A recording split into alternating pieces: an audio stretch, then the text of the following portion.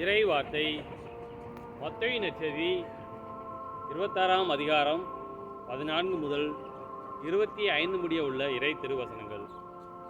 காலத்தில் 12 ஒருவனாகிய யூதாசு இஸ்காரியோத்து தலைமை குருவிடம் வந்து, இயேசுவை உங்களுக்கு நான் காட்டிக் கொடுத்தால் எனக்கு என்ன தருவீர்கள் என்று கேட்டான்.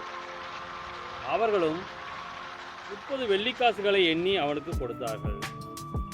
அது முதல் அவன் அவரை காட்டிக் கொடுப்பதற்கு வாய்ப்பு தேடிக் கொண்டிருந்தான். புளிப்பற்ற அப்ப விழாவின் முதல் நாளில் சீடர்கள் இயேசுவை அணுகி வந்து, நீர் பாஸ்கா விருந்துண்ண நாங்கள் எங்கே ஏற்பாடு செய்ய வேண்டும் என விரும்புகிறீர் என்று கேட்டார்கள். இயேசு அவரிடம், நீங்கள் புறப்பட்டு நகருக்குள் சென்று இன்னாரிடம் போய், எனது நேரம் நெருங்கி வந்துவிட்டது, என் சீடர்களோடு உன் வீட்டில் பாஸ்கா கொண்டாடப் போகிறேன் என போதகர் கூறுகிறார் என சொல்லுங்கள் என்றார்.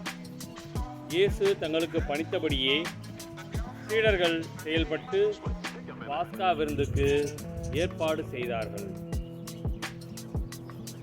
மாலை வேளையானதும் அவர் 12 பந்தியில் அமர்ந்தார்.